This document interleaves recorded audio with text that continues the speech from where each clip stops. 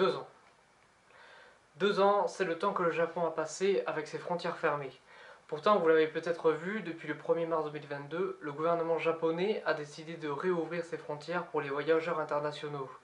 Pourtant, c'est pas aussi simple. Ça fait même pas 200 ans que le Japon est ouvert au reste du monde. Cet isolement très ancré dans la société japonaise est le principal moteur du parti conservateur. Le parti libéral-démocrate, PLD, domine très largement le pays depuis 1955. C'est comme si nous, en France, on avait le Front National qui dominait depuis un siècle quasiment. Aujourd'hui, c'est Kishida qui gouverne le pays avec cette même ardeur conservatrice et le désir de refermer le Japon n'a jamais été aussi fort. À cette île tout étant, le Japon a des frontières partiellement ouvertes depuis presque un mois. Alors est-ce que le scénario de novembre va se rejouer? Je pense pas. Certes, le parti du Premier ministre est majoritaire, mais Kishida lui-même n'a pas la cote.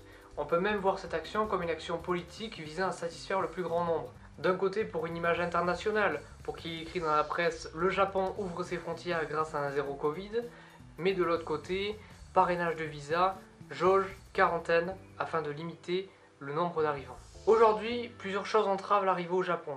Il faut notamment un Certificate of Completion of Registration to the Entrance Returns Follow-up System. Un ERF, il faut un ERF. Désolé pour l'accent. Sont acceptés les membres de familles proches, les travailleurs dont l'entreprise basée au Japon prend en charge partiellement ou totalement l'arrivant, ainsi que tous les détails du poste, les stages diplômants courts non rémunérés dont le séjour ne dépasse pas 3 mois, les boursiers à la JSPS et enfin les vacances travail. Vous l'aurez compris, mais seule la famille, les étudiants et les travailleurs ayant déjà un contrat de travail peuvent retourner au Japon. Les vacances travail ne peuvent tout simplement pas obtenir le visa car il faut qu'ils obtiennent un sponsor, donc d'une entreprise basée au Japon, qui doit veiller au bon déroulé de leur isolement pendant leur venue au Japon.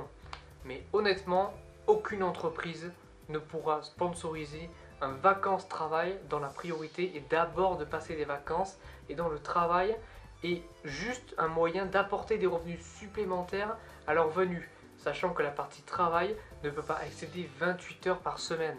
Le gouvernement semble oublier qu'il faut d'abord être touriste avant d'être travailleur au Japon.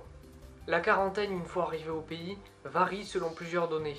Le pays de départ, le nombre de vaccins reçus et le fournisseur du vaccin en question. Il existe beaucoup de tableaux comme celui-ci pour indiquer votre temps d'isolement. Et une information s'en dégage, c'est que pour les triples vaccinés, la quarantaine sera plus courte. Si vous n'avez pas votre booster shot, honnêtement, faites-la, car cela réduira considérablement votre temps de quarantaine, voire vous l'exempte. Sachez que seuls les vaccins Pfizer, Moderna, AstraZeneca et Janssen sont reconnus par le gouvernement japonais. Ensuite, pour la quarantaine, elle doit se faire chez soi ou dans un endroit prévu à cet effet. Il en va de même pour le mode de transport. Pas question de prendre un transport en commun. Et évidemment, pas de dérogation pour casser la croûte, quelqu'un doit s'en charger pour vous. Pour l'heure, il est encore trop tôt pour aller au Japon sans réelle prise de tête. Certains documents ne sont pas officiellement traduits en anglais, ce qui rend dans un premier temps l'assimilation et le partage très compliqués. Pour la majorité des gens, ils devront attendre l'été avant de fouler le sol japonais selon beaucoup de médias. Merci à toutes les personnes qui figurent sur cet écran, parce qu'au final je ne fais que traduire et relayer ce qu'ils disent déjà.